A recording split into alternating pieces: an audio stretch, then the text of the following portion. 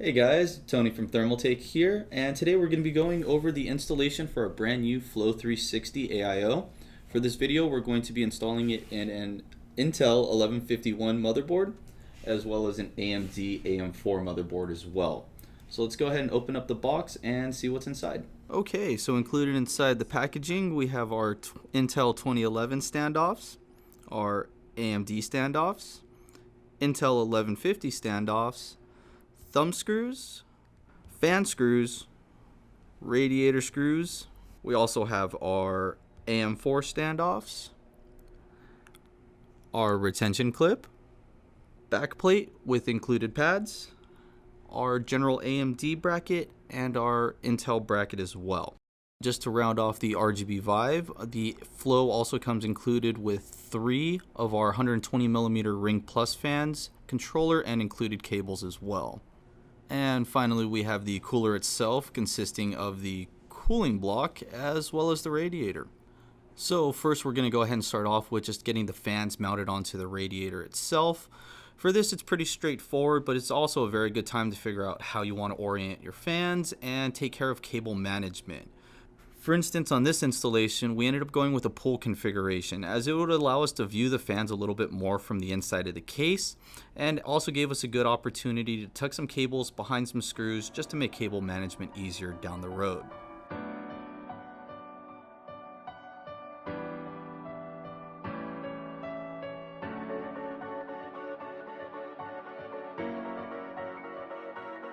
Okay, now that our fans are taken care of, time for the mounting hardware.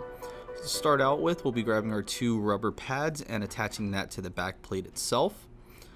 Now, in general, it's a little bit nicer to go ahead and put the back plate on the board before installing it in the case. However, since our motherboard is already pre-installed in the case, this is going to be a little bit more similar to what you would see with an upgrade. Now, to save some time and make things easier, we went ahead and installed on the back plate and secured it using the standoffs, just so that we wouldn't have to revisit that later when we were installing on the cooling block itself.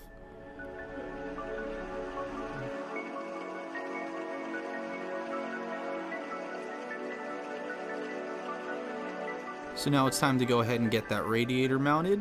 This is actually one of the reasons why we chose the View 21, as it supports a front-mounted 360mm radiator.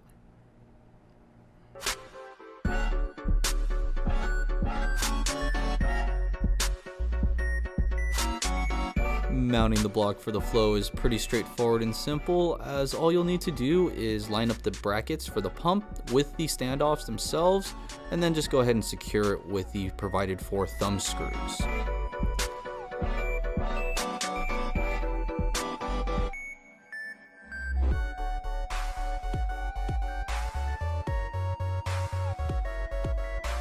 And since we had a chance to show you guys the fan controller before installing it, we thought this would be a good opportunity to show you some of the connections. Right here we have our Molex power. It's pretty straightforward. Next we have our USB controller. Now this is actually going to be attaching to a motherboard header and then straight to the controller itself. Then we have our fan headers. These are pretty funny, as they look like USB 2.0s. And they'll just be connecting into the controller just like that. And we have 5 available ports as well. Now, mounting a cooler onto AMD's new AM4 socket is actually very reminiscent of Intel's 2011 socket, with the only major difference being that you'll be removing these 2 top mounting brackets and then just going ahead and securing your standoffs, followed by the cooler itself.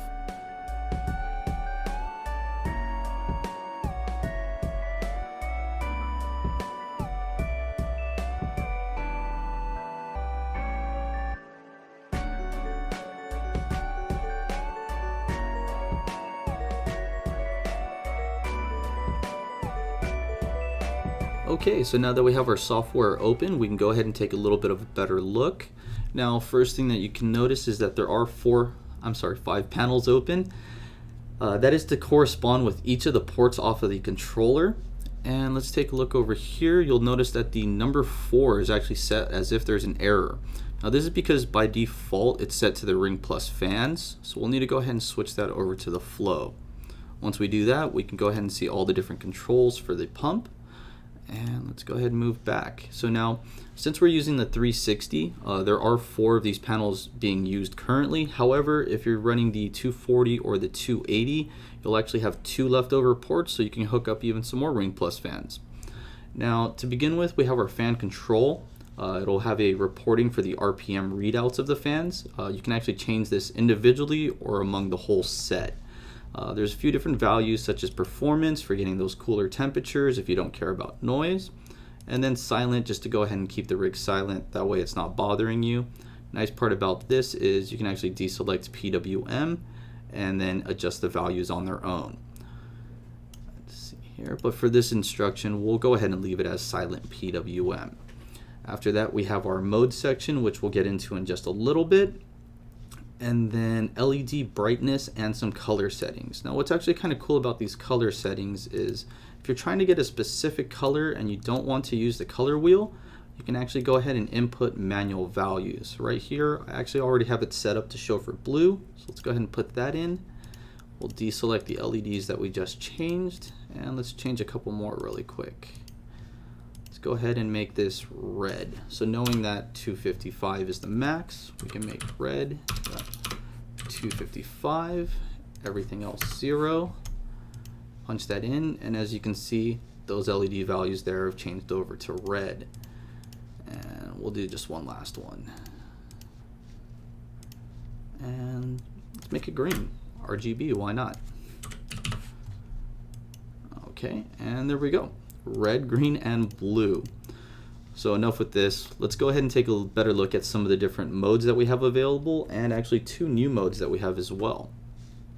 Okay, so we actually have a total of 12 modes for the Ring Plus software. However, for today's tutorial, we'll only be covering about 2, as those are the newest additions to the family. If you want some more info on the other 10 modes, go ahead and check out the link in the description for a video Mike did actually covering the Ring Plus fans and the software as well. So to begin with, this is actually one of the new modes that I found really cool, and it's thermal mode. It's going to go ahead and change color corresponding as to how the temperature readouts are in your system, moving from blue for pretty cool to green at a good running status, and red, which normally indicates danger, meaning your temperatures are pulling up a little bit higher than they should. I've generally yet to see red, so we'll kind of watch the transition from blue to green. Now to go ahead and put some load on the system, we're just going to go ahead and open up a benchmark really quick. And as you can see almost immediately, just from a quick jump, the system goes ahead and changes color.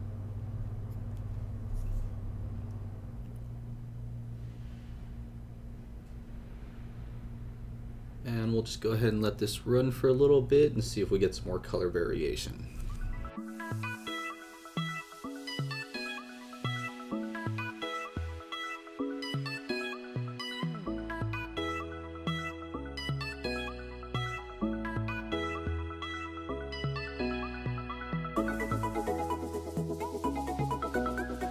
And let's go ahead and exit really quick so we can watch the system switch back down to blue.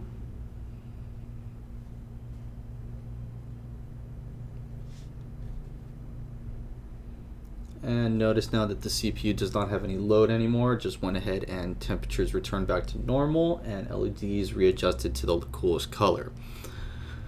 Next up is cross mode. For this we went with a cool little blue, purple, and white theme, just to go ahead and show off a little bit more for what it can do. So as you can see, the 2 light bands kind of move back and forth along the sides, meeting each other and bouncing back each way.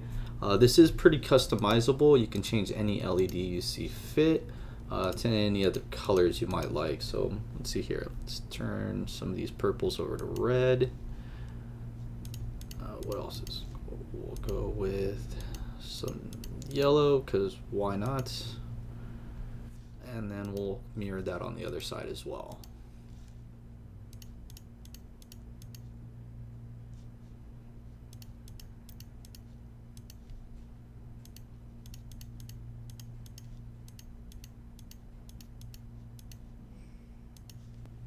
And there we go. Let's just save the settings. Now we're all set.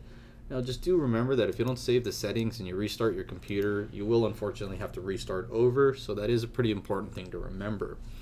If you do have a few different settings that you like, you actually have about 5 different profiles that you can interchange between as well.